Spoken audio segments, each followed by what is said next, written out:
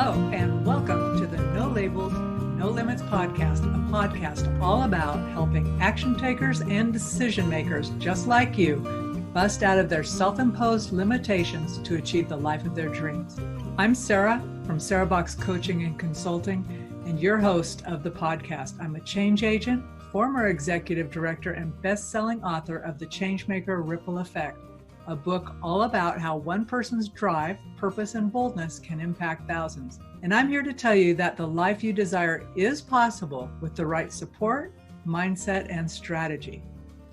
On today's podcast, we're joined by Sami Shields, to our friends, founder of Madam Monday, a one-stop shop solution to starting, growing, expanding, or maintaining a business. Sami believes in the power of hard work. Put in the work, trust your team, and never give up are the core tenets she lives by. Her clients who are thriving entrepreneurs, established business owners, and even startups have found her philosophies so valuable that they've actually incorporated them into their own businesses. Sami has a wide array of experiences across different industries that actually have benefited her clients, and her clients say her professional experience is second to none. And she is often the needed addition they've been waiting for on their teams. So in this episode, you're going to hear all about how Sami overcame many obstacles to create the life she lives today, how she uncovered thoughts and beliefs that were holding her back, and the power and benefits of assessments. Now let's welcome our guest, Sami Shields. Hi, Sami. It's great to have you on the show. Now, before we dive in, the audience and I want to know, what's one non-negotiable ritual that you do daily that keeps you heading in the direction of your big vision? Well, Sarah, I must say it is definitely a pleasure to be a part of this awesome podcast, and I appreciate the splendor of words that you have displayed toward me. I appreciate that. But the answer to your question is, number one thing, what I do is I wake up. The very first thing I do, I wake up. Of course, I'd say a prayer. I am a Christian, and I definitely keep God first in everything, and I grab my cell phone and I open a Bible app called YouVersion, and I read the verse of the day from the Holy Bible. That's what I do. And then I call my kids into the room with me and let them know that, hey, you are awesome. There's nothing that can stop you. And today is going to be a great day. So that is like non-negotiable, and it happens every single solitary morning. And I do not deter from it at all. Wow, that's wonderful. How has that impacted your relationship with your kids and with yourself? And it obviously it deepens your relationship with your spirit and the Lord. Mm-hmm. But what have you noticed as the impact on your relationship with your kids? Oh, it's a huge impact, because I know as a parent, our kids look to us for like all approval, all acceptance, and things like that. And when I know that if I, as their parent, especially their mother, the one who birthed them, went through all the pain and agony, of raising you and carrying you and things, just coming from me, it seems like it really creates a deeper bond and connection between the two of us. And they know that with me saying this, nobody in the world can take that from them. That's quite a gift to start every day with, isn't it? It is. And they love it. Walking out the door knowing, number one, that you've got it and your mom's got your back. Exactly. Yep. Exactly. So let's just kind of dive in and share with us, if you would, how you came to be the owner and founder of Madam Monday. How did you get there? I know you had a long kind of story and you had to overcome some obstacles. So tell us a little bit about that. Oh, gladly. I started off as a teen mother. I had my very first child at the age of 17, got pregnant at 16. And so, of course, being in high school and getting pregnant at that time, it puts a lot of stress on you. And, definitely I wanted to be something great in life, but that was, I wouldn't say an obstacle at the time, but it was an obstacle because, you have to come up with a plan to, how am I supposed to get through this in order to reach my lifetime goals that I have set for myself. And so starting off with that, and then I ended up having my second child about a year later. So that, I guess that didn't slow me down at all, huh? But but up until then, I did have to drop out of high school in order to take care of my then 2-year-old son before I had the other one. And so with that, I had to work, and I'm talking about night and day, night and day. And then lo and behold, I went back. I actually ended up getting into a little bit of criminal/legal trouble in the process, young and broke. And as I said, young, broke, and dumb, and that actually would turn me around all the way. And I was like, this is not the kind of life I want to live because, at that age, you want to get fast money and, get involved with the wrong crowd. And that's what I did. But then after that experience, I really realized there's something more greater for me in life. And so I actually ended up meeting my husband in the process. We've been together now 17 years, and lucky for him. And but Oh, that's I priceless. I ended up meeting him in the process. But however, in the process of my criminal troubles, my probation officer, who played a great part in getting me to where I was, is she ordered me to go back to school and finish school. And so once I did that, I was like, okay, well, what happens after this? So then I was like, I got into music and I got into the entertainment industry, but that just wasn't lining up with my family life, especially having kids. And by this time, I had 4 kids. I had 3 boys and 1 daughter. And of course, I always wanted to be there for my daughter because I'm adopted, and I don't really have, with us adopt. Sometimes, with us adopted people and orphans, we really kind of grow apart from our parents.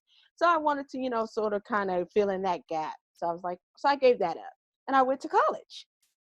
And I said, let me go and try to do something great. So I ended up going to Full Sail University and ended up getting a bachelor's in entertainment and business.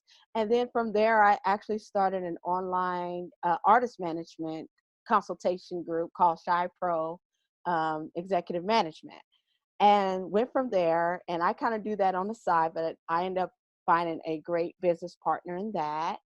And I've given that to him. But then there was something more inside of me. I said, there is just something there. Come to find out, I have been working on computers all my life. I love computers. I love what they do, how they help us out. And then I said, let me get into this computer thing. So that's when I started to work for DirecTV as a customer service representative. And everybody knows when you have, a service that does not act right, you pick up the phone, you're automatically mad at the person that you're talking to, even though it's not my fault. And then so they call, and I just got tired of getting cussed out in the end. I ended up actually having that job for almost 2 years. And it was an opportunity to work from home. And once I got into that, it was awesome. I hit the ground running. But then after that, like I said, I got tired of getting cussed out. So then I moved on to other work at home positions, being a customer service representative. But then I started learning about websites and social media. That's when social media started to come into play and things like that. And then next thing you know, I hit the ground running with learning how to build websites, do social media, and including my personality in all of this. And ever since then, it's just been a wild yet awesome Okay. ride. So, boy, oh boy, you gave me a lot to work with there. I know, right? I know. So let me back you up. I want you to go Sure. back to when you were 15. Mm-hmm. I want you to go back before you even had your first little sweet baby. Uh-huh. And what did you think you were going to be doing? Like when you were in high school, what was it you wanted to be doing first? I wanted to be a choreographer. Yes, I love to dance. Anytime you see me and my friends, it was me. I was making up dance routines to every song I ever liked, and we were in talent shows.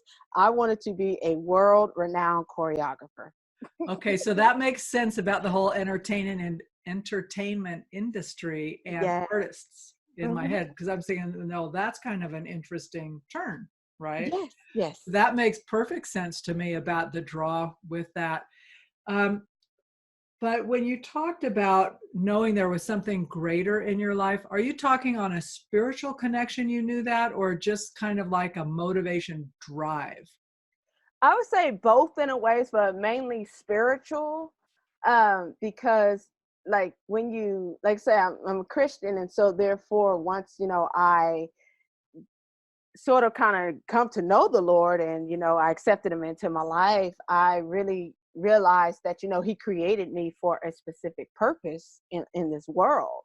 And so it's just like a longing that just like this lived inside me, and I was like, oh, there's just something, but it was my job to find out what that was.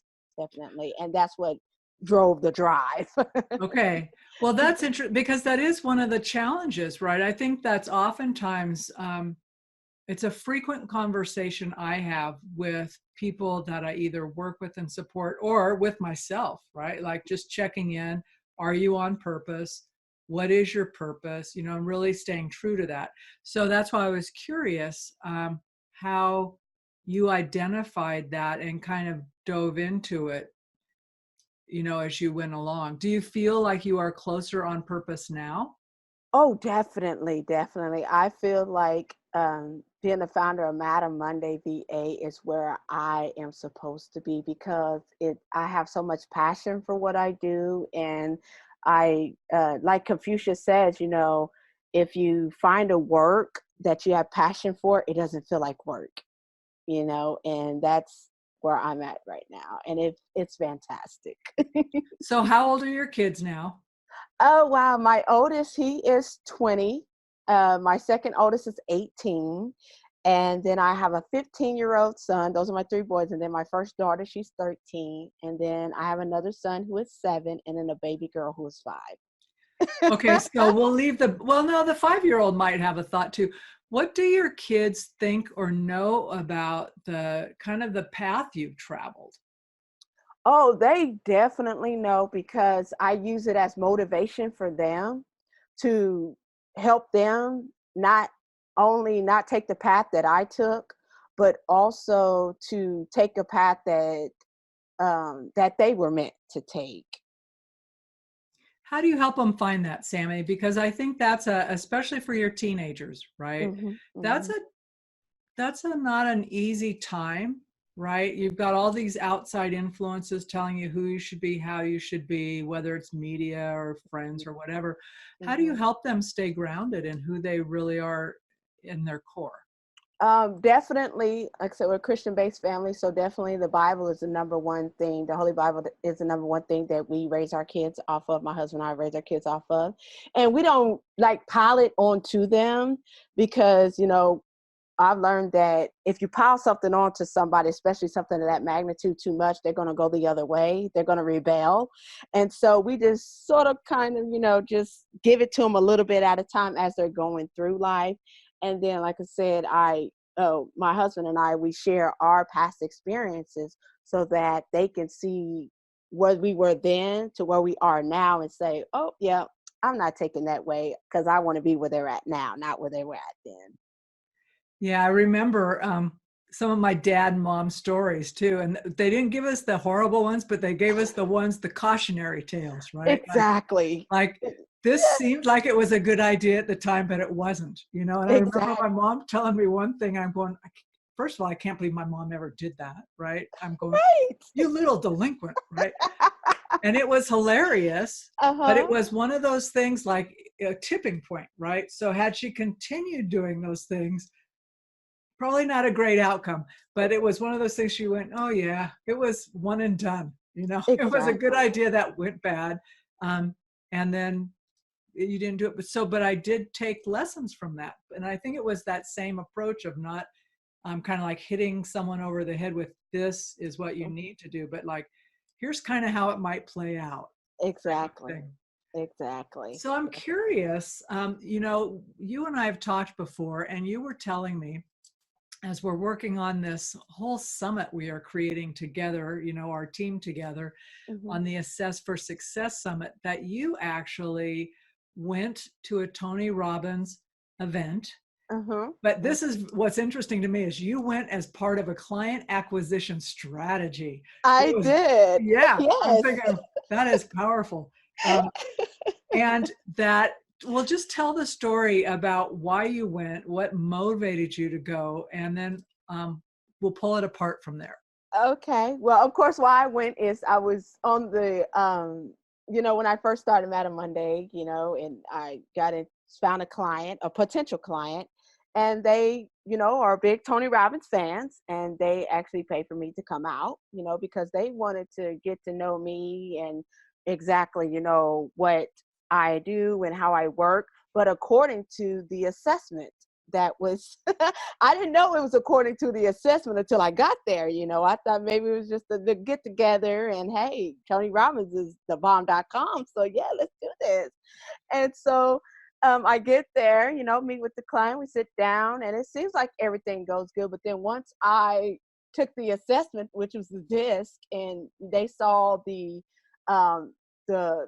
results from me, it's like that was like one and done. They were like, well, it shows here, okay, you're ENFJ. That doesn't really coincide with us. It seems like your personality is just a little too over the top, to really, match with our business.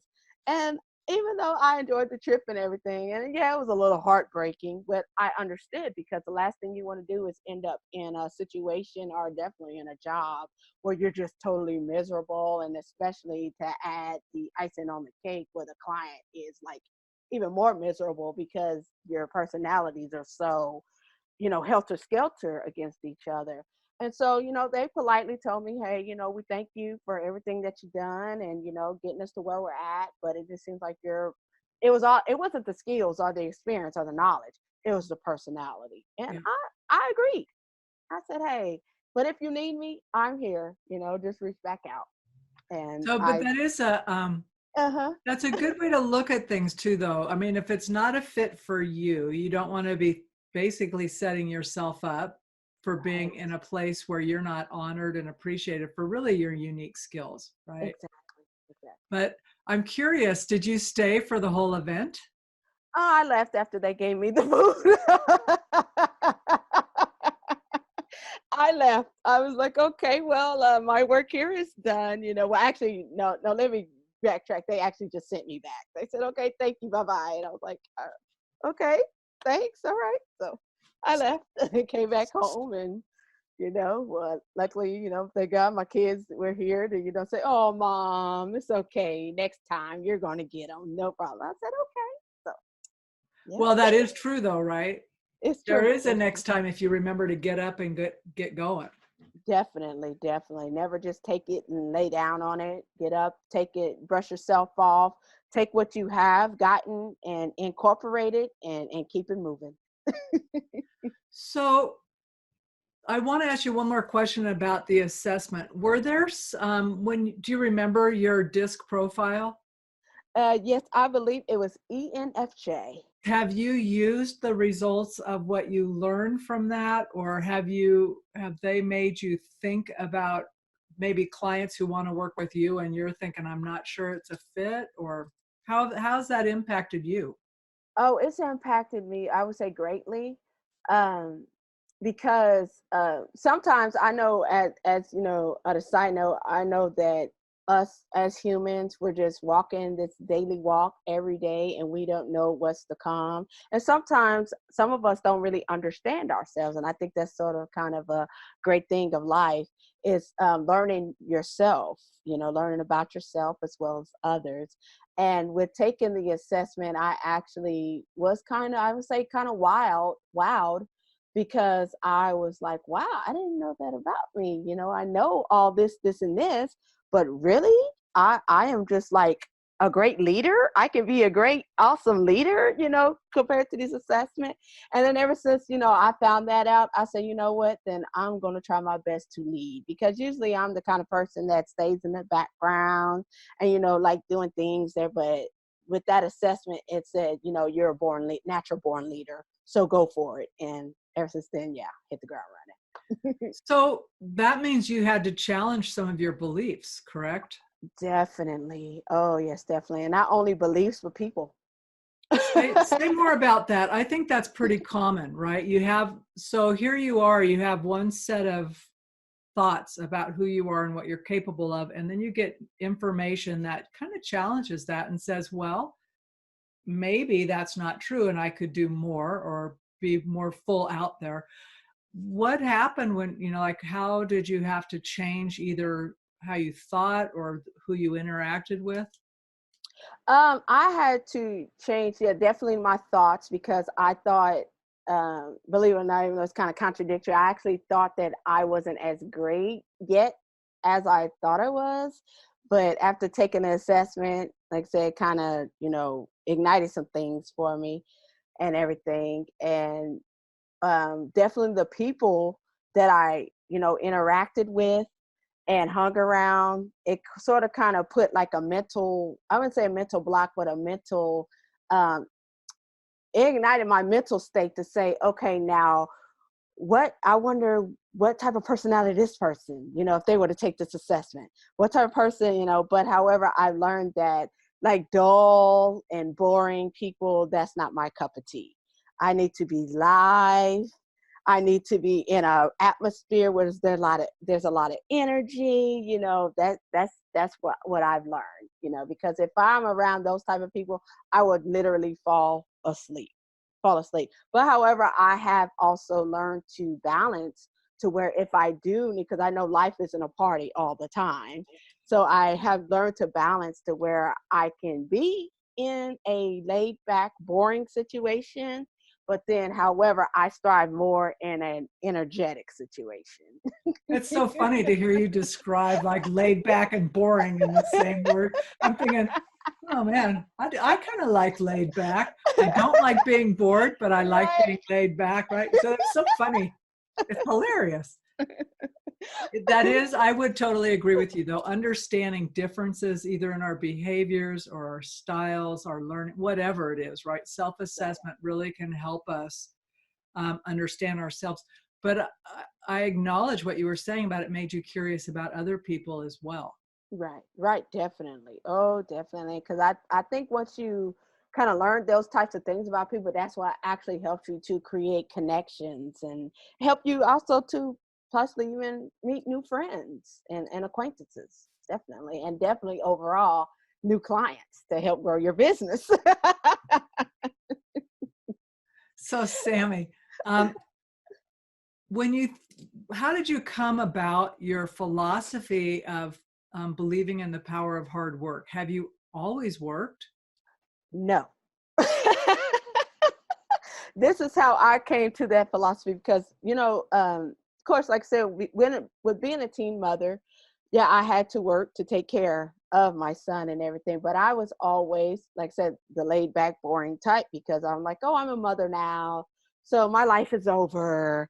There's nothing for me. It's all about At my son 17? now. At 17, I sure did. I never went anywhere. Friends were missing me and things like that. And so, but however, I overcame that. And because I realized with that, like, yeah, it's time to, yeah, move around because I realized how, even though the world is so small, I realized how big this world actually is compared to us. And I was like, I got to get out there and see it. Definitely. Actually, did I answer your question? I think I might have went over to You 80. went a little left, I but went a little left. I'll bring you right back to center. So that was the start of the answer, I believe. But my question started out by asking, have you always been a hard worker? Because that's one of your philosophies is the Oh, power yeah. of hard work.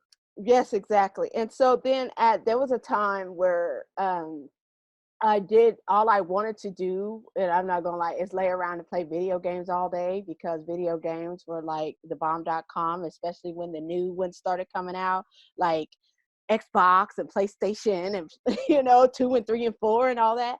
And so for a minute I was like, what's the use in working when all you have to do is just spend your money on bills and you don't get to have any fun. But then I realized that really hard work pays off, but you have to put in more of it. You have to go above and beyond the effort that you're already putting in.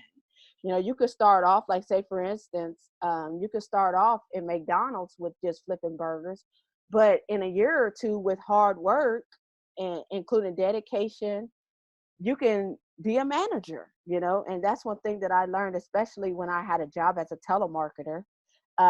When I started off, or when I was working at 17, that was hard work. Sales is hard work. And that's what I kind of knew about hard work. But then after that, I kind of fell off. But that's how I came to know that hard. And then hard work actually got me to where I'm at now. Because, sitting back and not doing anything, all you're going to do is twiddle your thumbs and just wither away. And I know that's not what I'm here to be on this earth for, is to wither away. I'm here to live and enjoy life. But hard work comes into that. You have to work. You have to. So I'm curious, is your husband complementary to you, or do you have the same kind of philosophy about that, or did he bring in a slightly different philosophy? Actually, he has the same philosophy. I actually ended up adapting working hard from him because he's worked ever since he was 13 years old. And he's been a hard worker till this day. I could say, like I said, we've been together almost 2 decades. And there's not one time that I've actually never seen him without a job. He will get up at the crack of dawn, go to work. He'll stay out as late as he needs to go to work. And I saw that. And then I started seeing the checks that he was bringing in from all that hard work. And that was very motivating. So yes, we definitely collaborate and agree with each other on, yes, hard work. And that's what we're trying to teach our kids as well. Definitely. Well, you're modeling it. Yes, yes, Right?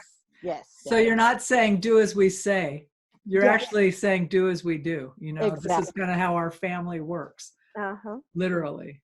Mm-hmm. So I just, as they say, actions speak louder than words, especially with kids. It's like you have to prove everything to them almost. Even though I keep telling my kids, I don't have to prove anything to you. I'm the one that's making the money here. But really, in retrospect, you have to prove to them, because if you don't prove it to them, what do they have to follow behind? They're going to end up just going left.